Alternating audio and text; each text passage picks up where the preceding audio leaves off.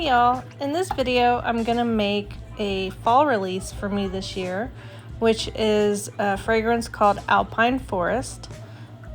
It has really cool notes from smoky woods to oak moss, a little bit of cannabis, some herbs like tomato leaf and basil, and it smells fantastic, so I can't wait to make it into a soap. Here you see me adding my lye milk to my melted oils and bringing them to an emulsification. We want a very thin trace when we're done blending. That way there's plenty of time to add in amicas and pour. I've decided with this soap I'm going to do a drop swirl.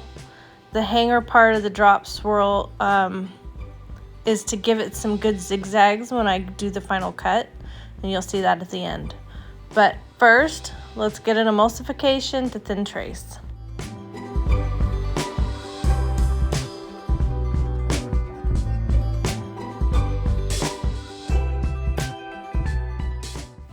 Now that that's emulsified and a nice thin trace, I'm going to divide the batter into 3 parts.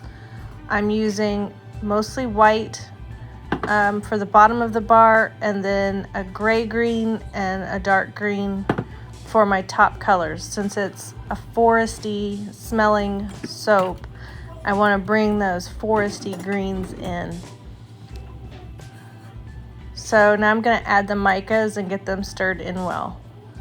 It should be noted that the fragrance oil I'm using here will discolor a little bit. It has a tiny bit of vanillin in it, but I'm planning on that. It will sort of antique the soap when it's ready to release to my customers, which I think will look good.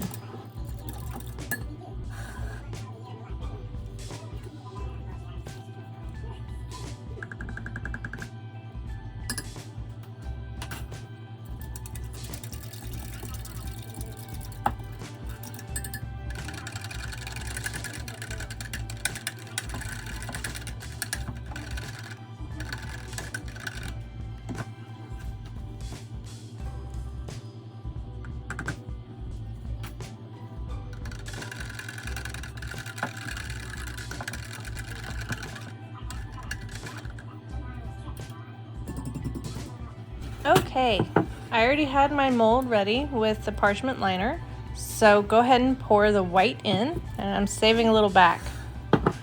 I might use it for the top, I might use it for my little extra bar I make. So a drop swirl is just pouring thin lines of batter back and forth across your mold in order to make little drops that go down into the thin batter below. And I'm going to alternate back and forth with the lighter green and the dark gray green, doing these zigzags back and forth. If your batter's too thick, you won't get much of a drop.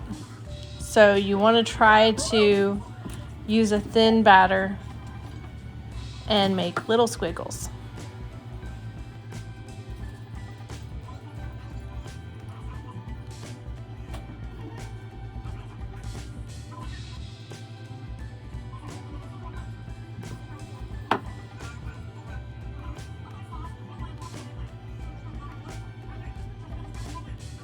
I wanted this soap to have a more jagged and rugged look to it, so I'm using my hanger to make vertical up and downs all the way across, and that will achieve the look I'm going for.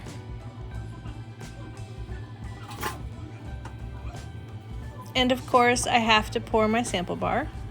If you've been watching regularly, you know I do this for every single new fragrance I make. And these I give away with each order, especially the mail orders.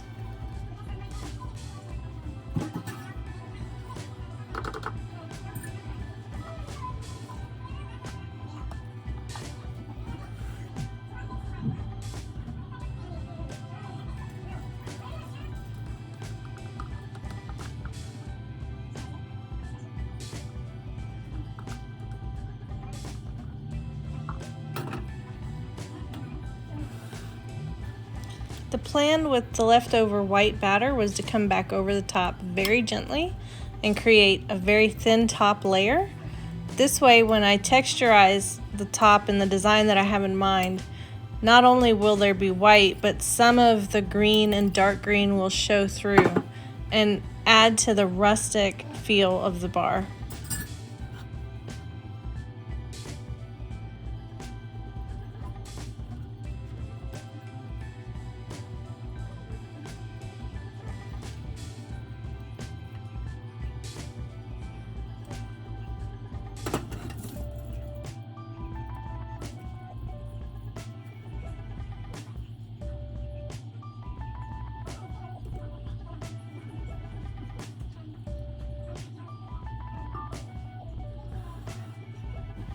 I let the mold sit for quite a while so that the bar could harden up and this texture would take. And I'm just using a fork and dragging across to create a tapered top.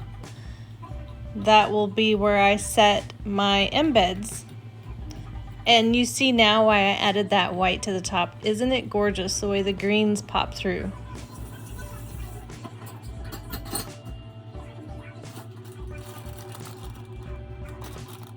The top of this soap is actually botanical.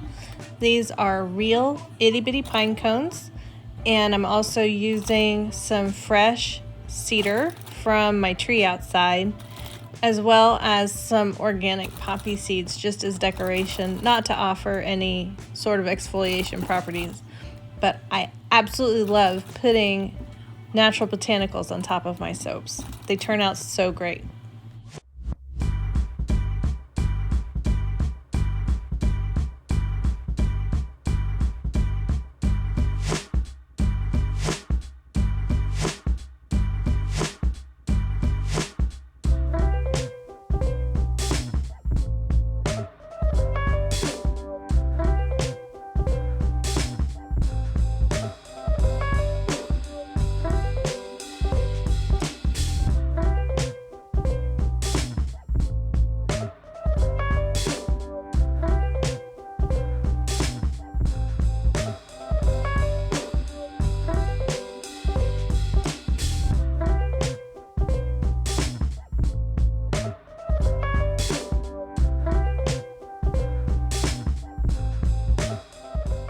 And that's the making of Alpine Forest.